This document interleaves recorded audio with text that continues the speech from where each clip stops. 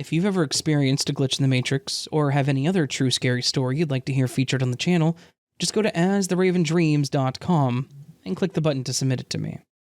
And of course, thank you.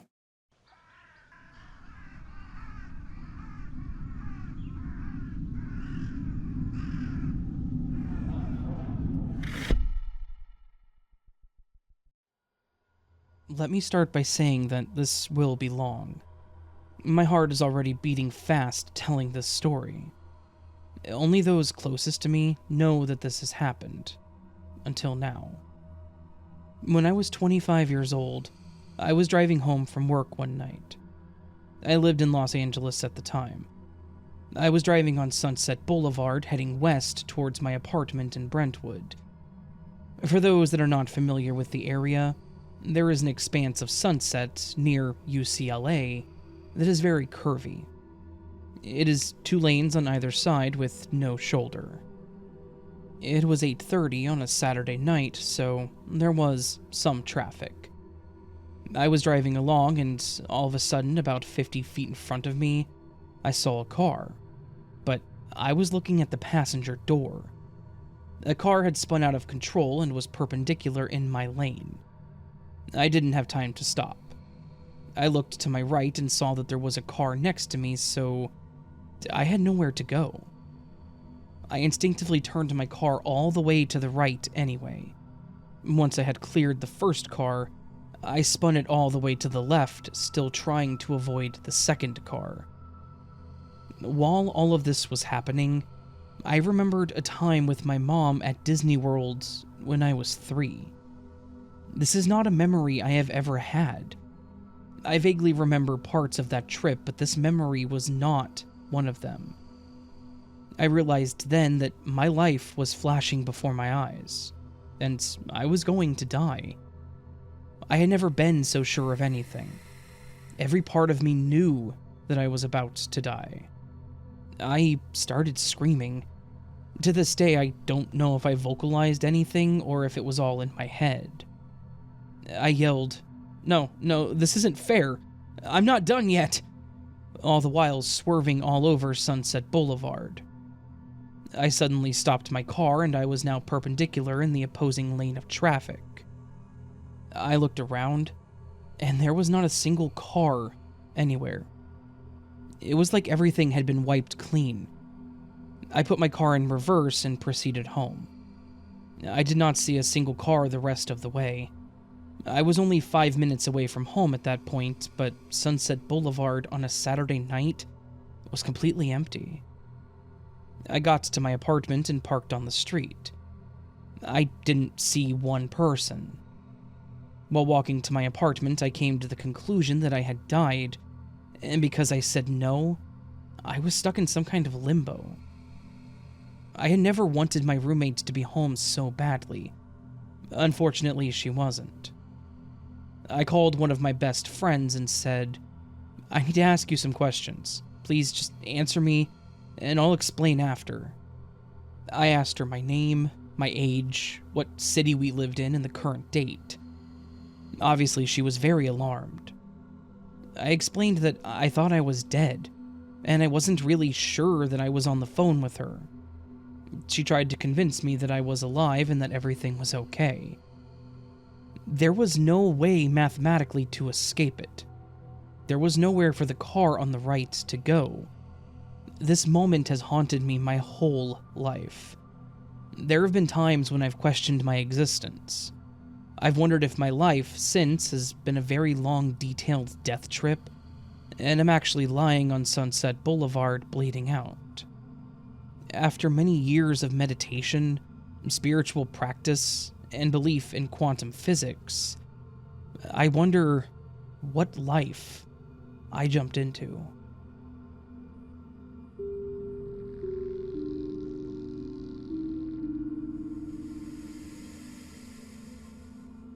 I'm very new at putting this out there for others to read. I've told a few people about some of the stuff that's happened to me in my life. I say stuff because I'm guessing there's no foul language used or really necessary. You can always interject your own colorful thoughts. I've had quite a lot of experiences, but the good thing is, at least I have witnesses to several. A good friend of mine told me over 40 years ago that he really thought that I attracted this stuff to me. I told him, don't even say that. I really don't want to see this stuff. I don't want to hear it.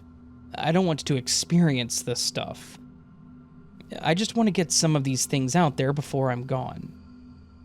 My wife and I moved to a small town for a quieter area. We got a pretty nice ranch-style house on a corner lot. Neighboring homes aren't close. There were several hedges and cement from structures that had to be removed in the open lot nearest the corner. We have a nice front yard and a wide black-topped drive for the two-car garage. There's a breezeway connecting the garage to the house, and our patio is connected from that. I attached a bench swing from one of those yard swings with the frame. I just took the seat and hung it up from the beam under the roof of the patio. There are a couple of old maple trees out in the parking strip. My wife and I sit out there on the summer nights and enjoy the show. There seems to always be something going on. We've seen several foxes go past right out front in the road. Lots of different squirrels here. There are some gray ones that kind of look like chinchillas, black ones, and the larger brown squirrels. My wife and I were sitting there watching around 8 squirrels running after each other and eating the peanuts that we were tossing to them. It was mid-afternoon, just this summer, 2023. There were 2 black squirrels chasing each other around the base of the closer maple tree. There were 3 sitting together eating, and 1 on the walk fairly close to us. They get pretty tame. One was at the bowl of water that I had placed by the bird bath. We were just talking about our house and how we were going to do this and that with the yard. Then, it was different. It was like an invisible wave went through. The air seemed to have this very faded or very light yellowish tinge to it. The squirrels stopped moving. They were in mid-stride, mid-drink. The 2 running around the tree had stopped mid-chase on the side of the tree. I still remember one squirrel sitting at a weird angle. The way it looked, he should have fallen over. We didn't see or hear any vehicles going past.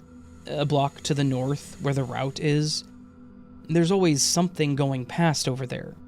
Trucks for the ethanol plant, cars, tractors.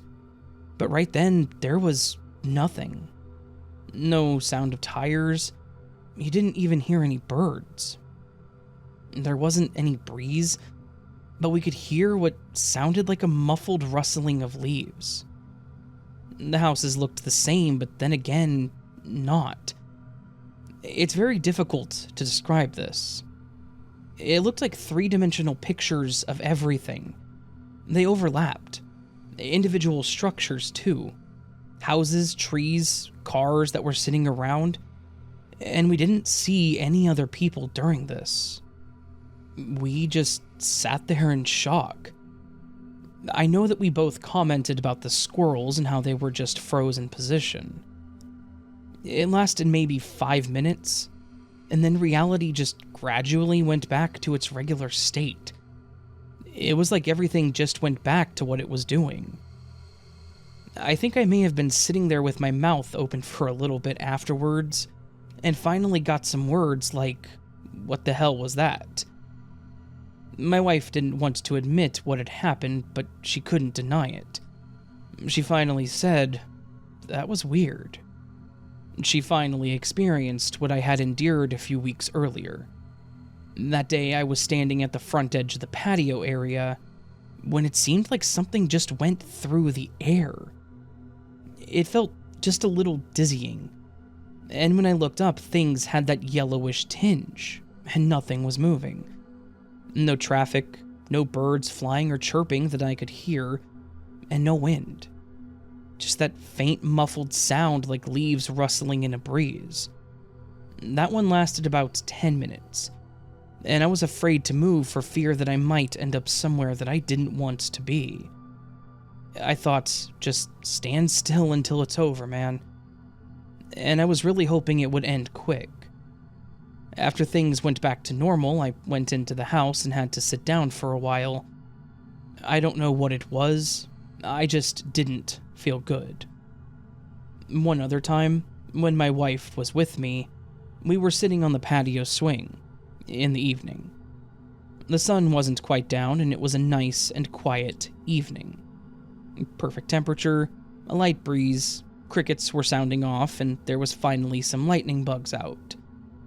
And then we heard a car coming from the east, and it would come right past our corner, not 75 feet away. The noise of the engine and tires on the road broke the quiet. It came past on our left and went through the intersection and on down the road, down the hill, and to the west. Yep, we heard it just fine. The only thing wrong was that we didn't see any car. We heard it. Didn't see it, though. It's kind of hard to miss a car going past. I asked my wife, "Did you see that?" And she replied, "I didn't see anything." That's what I meant. Neither one of us wanted to dwell on that very long. I think we just tried to shove it under a rug. I don't know what the heck is going on. I wouldn't know if it's a glitch in the Matrix thing, or a time thing, or a programming error, or ghosts. But it's definitely creeping me out. I know it rattled me and left me anxious and paranoid for a couple hours after. My wife wasn't affected emotionally like I was. I think she just doesn't want to admit things like this can happen. Does anyone have any theories as to what this stuff is? I wonder too often if someday I'm going to get pulled into some other place.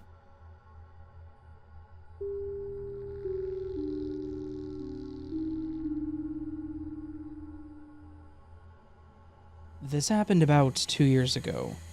We still don't have an explanation for what happened. I was back in my hometown, and my sibling and I had just dropped off a close friend who lives an hour away from us after a day out. My younger sister was driving us back. My youngest sister was sitting shotgun. My youngest brother was next to me. And this was at night. After that, as I usually would, I looked out the window and watched the buildings pass by. And, as usual, I would watch out for landmarks to figure out how much longer it would take to reach home. One of them is a flyover, about 30 minutes away from our home. Another one is a grocery shop with a bright red signboard on the left side of the road, which would mean that we would be home in about 15 minutes. Beside the grocery shop is a small petrol station with just 4 pumps. Of course, this would mean that we would first go over the flyover before we could reach the grocery shop. On the way, my sisters chatted, while my brother and I were quiet and in our own little world. It's important to note that I wasn't intoxicated, medicated, sleepy, or anything like that. At most, I was content after a good day out, and eager to get back home. About 10 minutes after dropping my friend off at home, I saw the grocery shop mentioned earlier. But one of the letters on its bright red signboard was unlit. For some reason, at that time, instead of questioning how I could have seen the grocery shop when we had just left our friend's place, I just accepted it and assumed that we would be home very soon.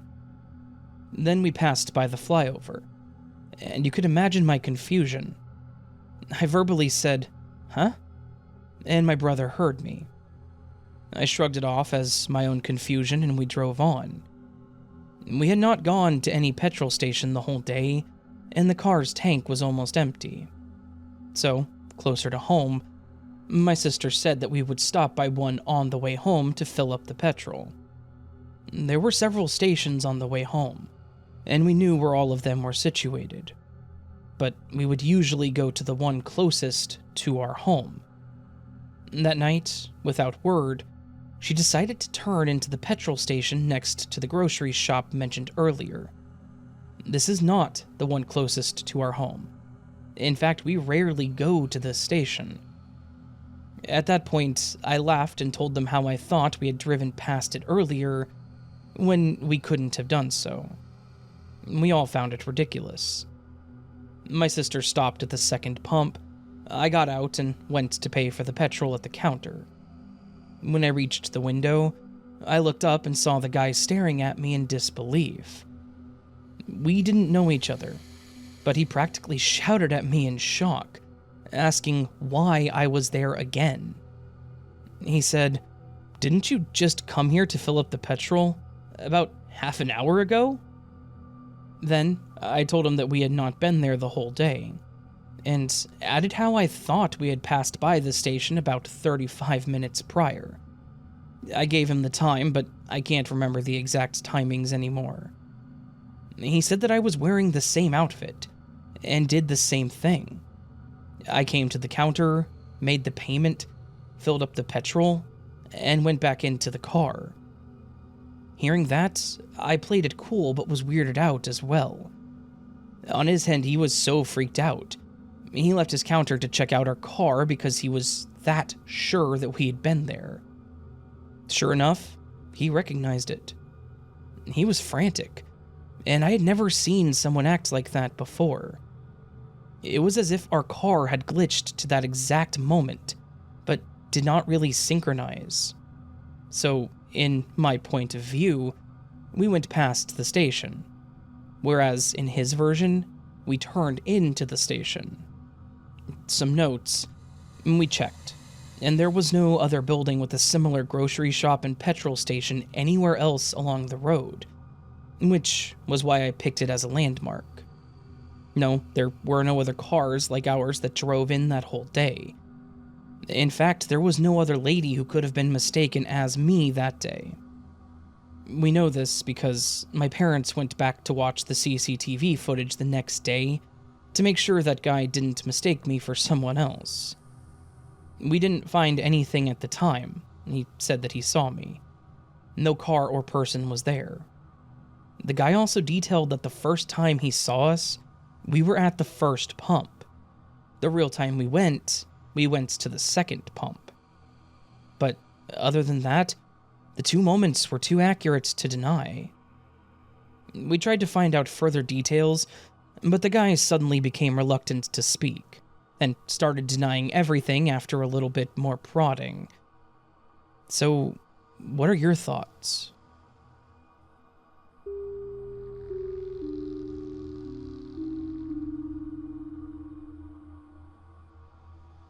Hello, Raven. I've never submitted a story of my own, but I have been listening to your channel for about a year now. I'm a very spiritual person, so, in the past, I have attributed my strange experiences to the paranormal or spirit realm. However, I'm starting to see that a handful of my experiences are more like the glitches you talk about on your channel. I, 18, female, am a freshman in college, but the story takes place about 2 years ago during my junior year of high school. When I was 16, I started wearing glasses to correct my astigmatism and to help me see distance. Since I didn't grow up wearing glasses, it often feels uncomfortable and unnatural to have them sitting on my face for long periods.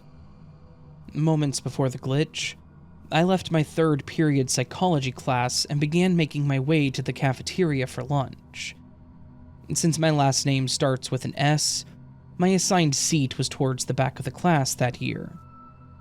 On this particular day, we were taking notes from the board, so I wore my glasses in class.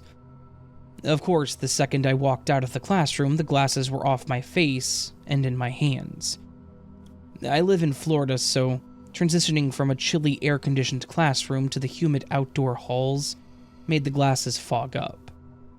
Since I didn't need my glasses to find my way around, I often carried them in the halls like this.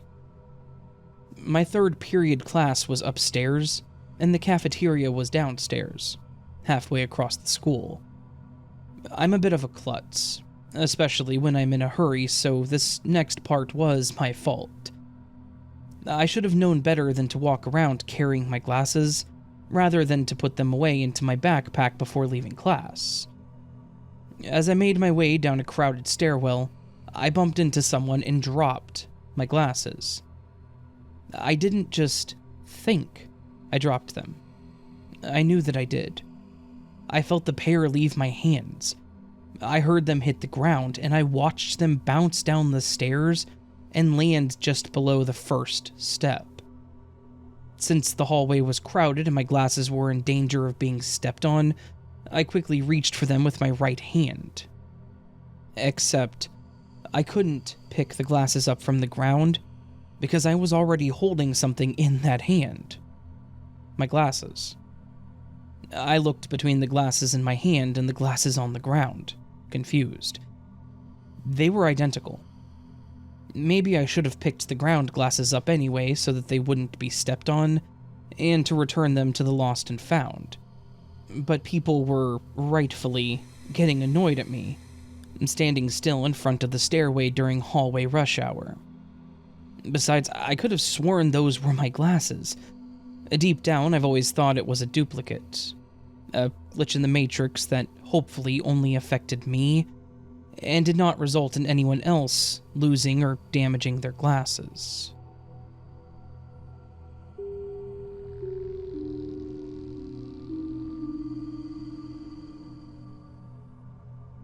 Hi, Raven. I just want to preface this by saying that I've been literally living off of your videos for the past month now. I play them back to back whenever I can, and I really appreciate the work you do. Even though these are not your own stories, you really put a lot of care into narrating them, and it's just beyond great to listen to. Thank you very much, I do appreciate that. So, the glitch that I experienced was, honestly, such a small one. But the story behind it requires a lot of information. So, I'm super sorry if it seems dragged out, or like the glitch is very underwhelming for all the detail leading up to it. Even so, I would love to share my story with you, and I really hope it'll make it into a video. It did. When I was little, my parents split up often, only to get back together, quote-unquote, for me. One of the times that they split, my mom and I moved in with her parents, my grandmother and step-grandfather. I was 6 at the time, so no, my memory is not great concerning the little details. But I remember this event crystal clear, as if it happened just yesterday. We were given the basement to stay in, and for a couple of months, my mom and I shared a queen-sized bed, until my grandmother came downstairs one day and saw my feet in my mom's face as we were sleeping. And she decided that, from that day on, that we should have separate beds. We were in luck, though, because my great-aunt and her wife were looking after a family member who had to suddenly move back in with his mother, and he left all of his belongings behind. One of those belongings was a bunk bed that they had gotten a deal on, rendering it cheaper than a single bed. They gave it to us in the blink of an eye, and my mom and I started sleeping a little more peacefully after that. So, that was the backstory. But now I will try to lay out the basement so you guys can kind of visualize it. So, after going down the stairs, you would enter the main room, which had our furniture, a TV and its stand, a couch and a chair. The main room was, in a way, separated off by a little wall, and there were 2 openings that we could walk through to enter our bedroom. The bunk bed was up against the middle of the wall, and the bathroom door was on the wall by the head of my bed. The ladder of the bunk bed was facing the main room, and was very close to the bathroom, making it very convenient to climb down during the night and just go straight into the bathroom if I had to. One night, I woke up needing to go, so I climbed down from the top bunk and turned the light on. I was wide awake at this point. I did my business, washed my hands, turned off the light, and closed the door. It was completely dark in the basement, so I couldn't see. Nothing felt wrong to me, but when I started to walk back to my bed, I felt myself walk into the main room, as if this was the normal route that I took after my late-night bathroom session. The bunk bed was now in the middle of the main room, with the ladder now facing towards the bedroom, when before it was facing the main room. I climbed up into bed, and it was only then that I realized that this wasn't right. The bed remained in that position when I closed my eyes, and when I woke up in the morning, it was right back to where it usually was. I told my mom about it, and she said that she believed me. But who would believe a 6-year-old saying that? My mom was super into paranormal stuff, so I just kind of assumed that she would believe me, but she clearly didn't. I've brought it up to her multiple times over the years, and I think she believes me more and more every time I tell her, because it's the same story every single time. It was such a small glitch, but it was honestly terrifying. Did going to the bathroom just place me in a different universe or something, where that was the normal placement of the bed? Why did I know exactly where to go, rather than going the direction that I went every other time? And why do I remember it so clearly, even though it was almost 13 years ago now? I'd love to know what people think, or if they've ever experienced something similar.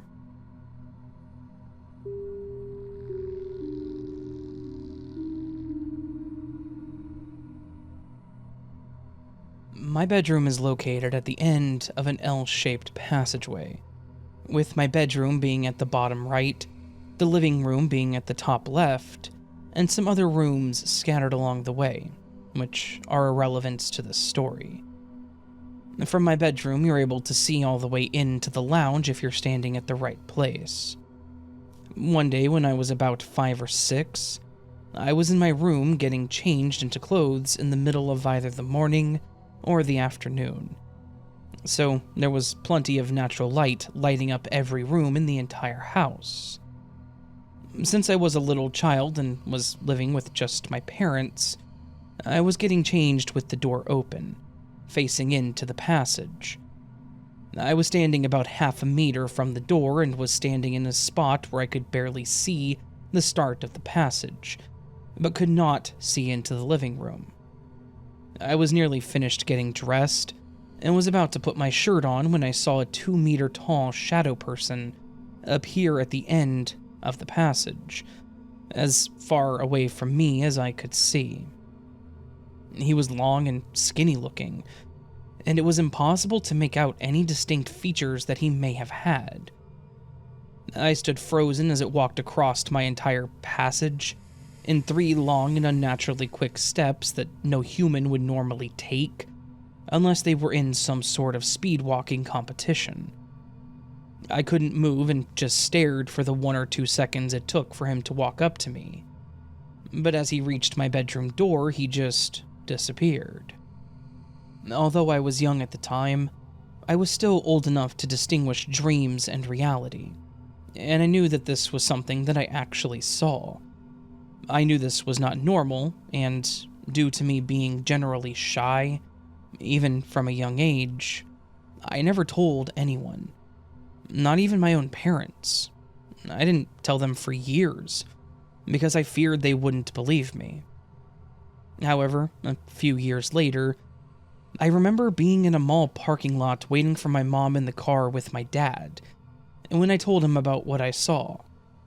He told me that he doesn't believe in ghosts, but that he had heard theories about parallel universes and thought that this might have been a situation where someone from another universe glitched into ours.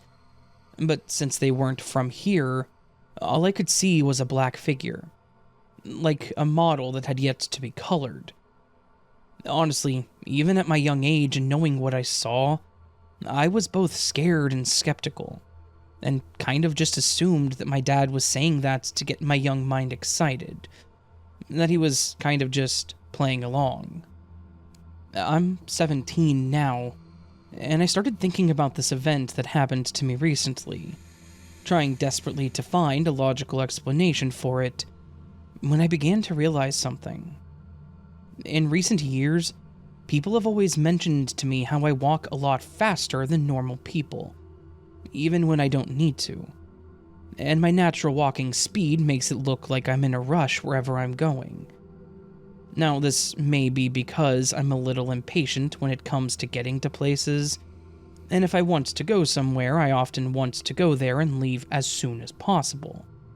But nevertheless, it's what I do. While I'm not exactly 2 meters tall, I decided to test how fast I could walk through the passage. And lo and behold, I could do it in about 3 steps, in a couple of seconds, and also walk in a similar way to how I remember the shadow person walking. I still live in this house now, and nothing paranormal like that has ever happened since. And my family have mentioned nothing about paranormal events occurring in this house, despite my dad believing they could be real. So, what do you think? Was I the shadow person? Was it something paranormal? A glitch in the Matrix? Or is there some other explanation?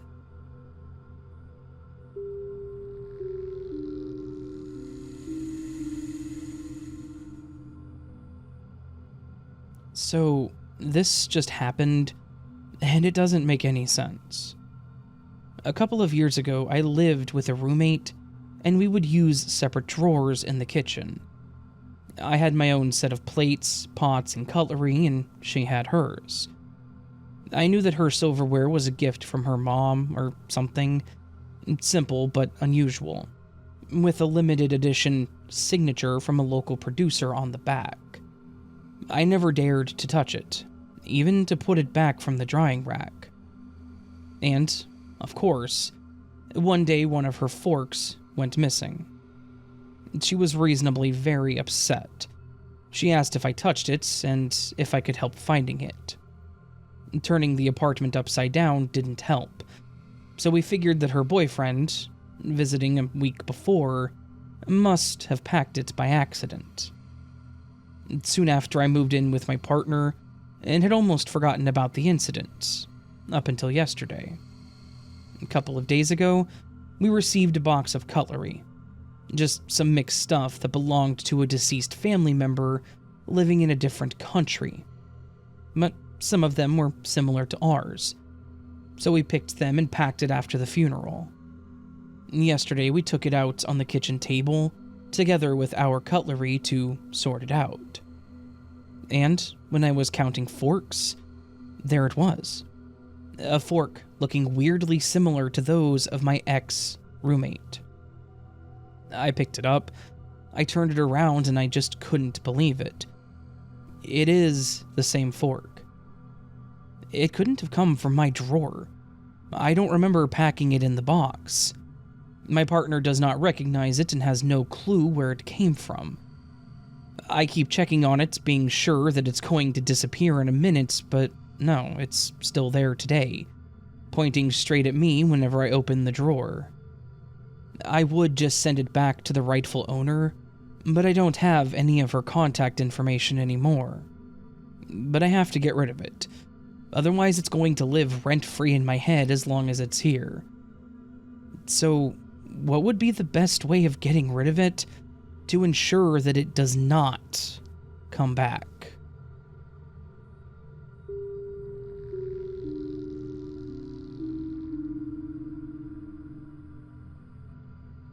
Hello, Raven. I'm back yet again. Again, my name is Lily. For some backstory, my mother owns an old building in downtown Fairborn, Ohio. We have proven it is haunted. There are at least 2 ghosts, one male and possibly a female. We use it as a realtor's office, as that is what my mother's job is. Upstairs, there are 3 apartments, and we are friends with the people who live there. I was hanging out with one of them, and I'll call her B, as that is her nickname that we call her all the time. We both have ADHD. Now on to the story. We're unsure if it was just our ADHD that had us with this, or if it was one of the ghosts, as the front door of B's apartment door opened with no force and on its own, or if it was a glitch. B and I were in her kitchen. She said that she was going to go make a drink. She asked me if it was past noon, and I said it was. I remember her pouring the drink and picking it up. It was an alcoholic drink, and it was clear. It was put in a ball jar being used as a cup. After a few minutes, she was like, "Where's my drink?" We both looked all over the apartment, and it wasn't anywhere. There was a jar with a clear liquid exactly like the one that she poured, but B said, no, that's not it. And I then noticed that it was more likely water. B's apartment is pretty small, so there are only so many places that she could have placed her drink. And it was nowhere to be found. And she'd placed it somewhere just a few moments before. We both had no knowledge of where it was for some reason. I don't even remember her ever picking it up and her leaving it on the counter by the fridge.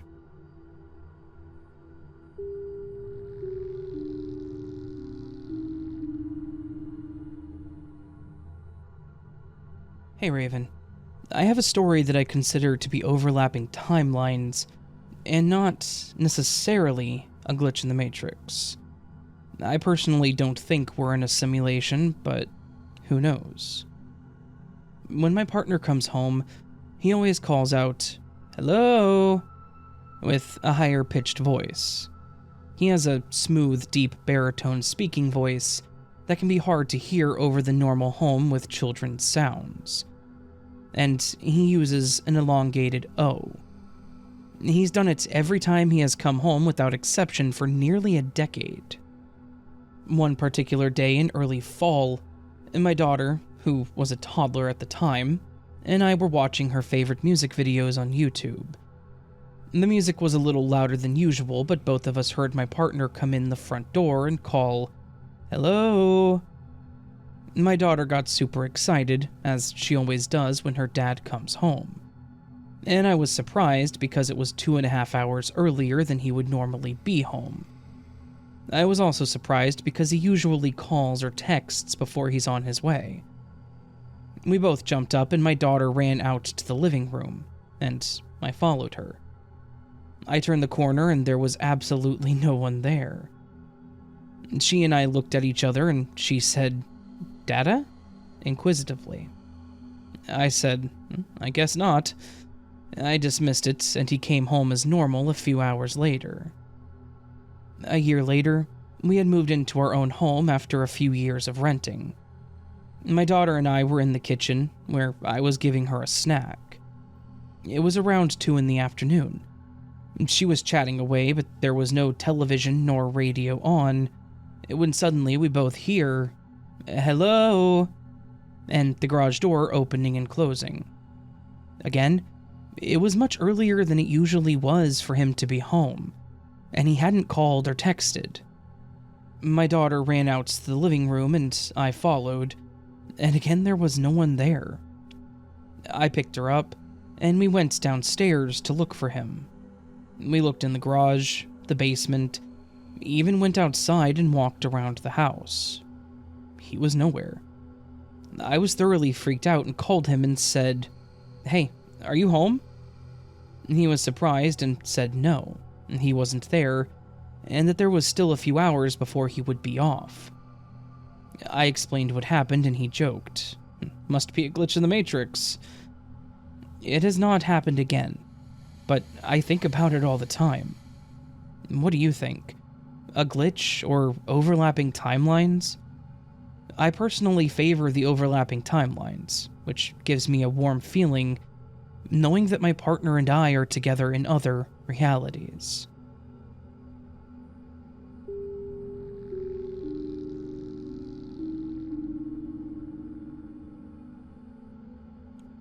I stopped smoking and started vaping in 2014. I had only one vape at the time.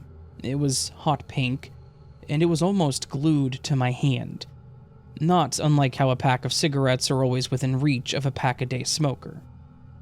I was in my early 40s, and I lived alone when this glitch happened. Simply put, I set my vape down somewhere, but never found it. I tore my home apart. It was nowhere to be found. I ended up going to the store to get another $50 mod, and then came home and proceeded as usual.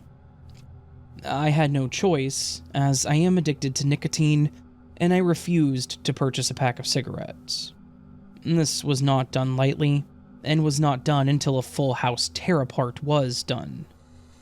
2 weeks later, as I was sitting down on the couch where I spend my time when not in bed sleeping, and for some odd reason I decided to just stuff my hand between the cushions. Lo and behold, I pulled up my vape. This may sound like a normal thing, but let's go over it. I spend all of my time on this couch. It was the first thing I tore apart looking for the missing vape. Surely I would have found it if it was just in the crack between two cushions. Not even deeply, just pushed down enough to not be seen. I live alone. No one came and hid it and then put it back to surprise me. I don't have friends coming over, and my family lives out of town. It was me, myself, and I in this place. 2 weeks was the length of time between losing it and finding it. No one can tell me that I tore apart this couch and missed the hot pink vape against the dark gray couch, and then just went the next 2 weeks with it barely pressed into the crack of where I spend 18 hours of my day.